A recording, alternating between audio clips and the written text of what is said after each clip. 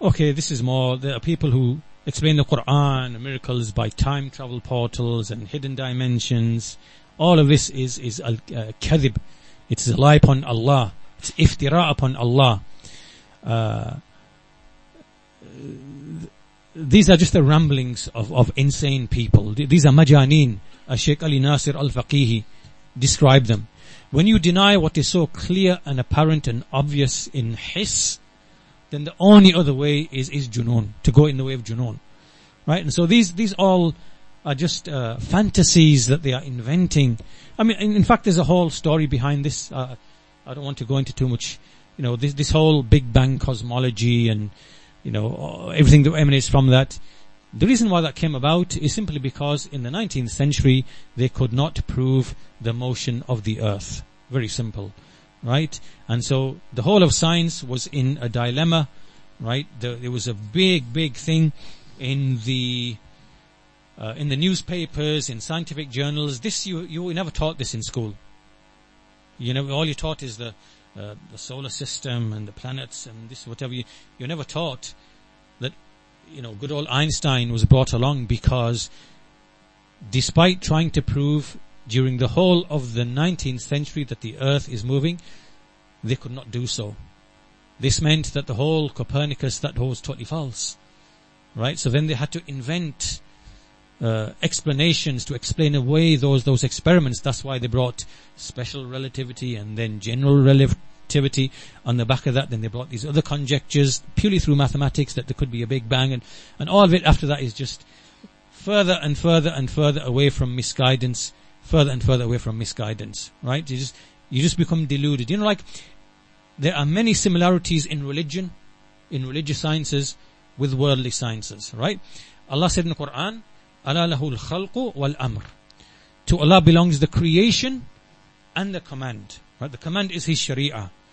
Now, in the Sharia, there are ulum, there are sciences, right? And from the sciences is His names and attributes. We know that among the Muslims have deviated in the ulum of the Sharia. Have they not?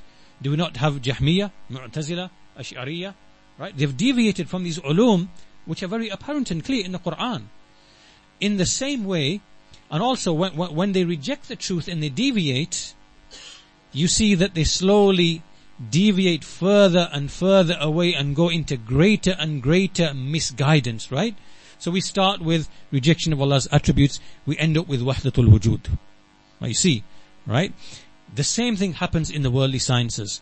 You deny something obvious in fitrah, hiss, and even aql, right? And you deny that at the beginning, then you are going to be led slowly further and further and further away until you enter into absolute ridiculousness. Like you become majaneen, just as Shaykh Ali Nasir basically said.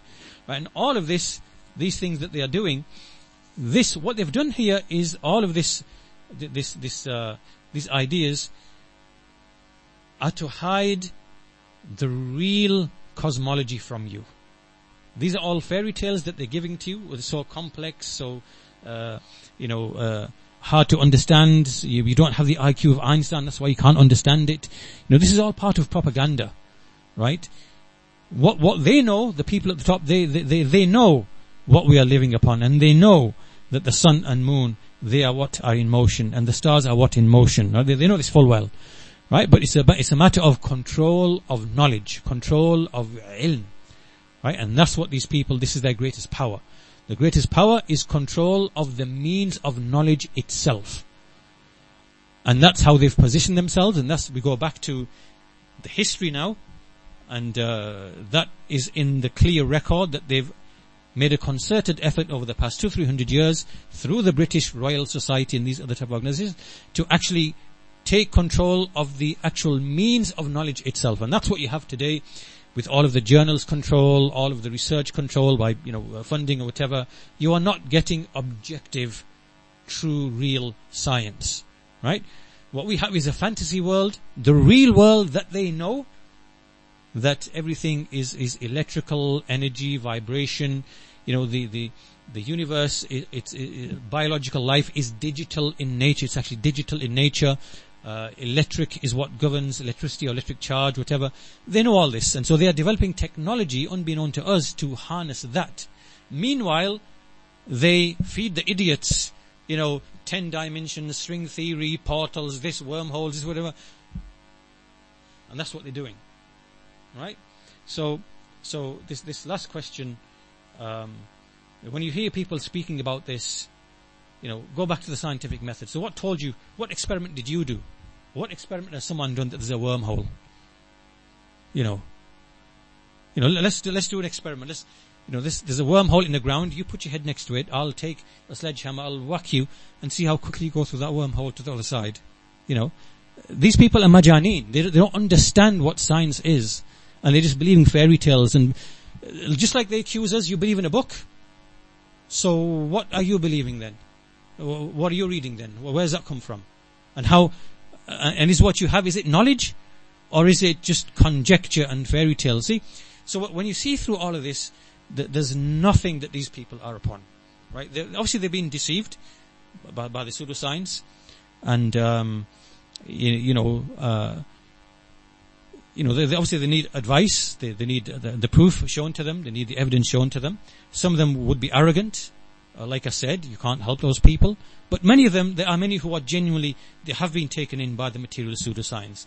And for them, obviously we don't belittle them or make fun of them.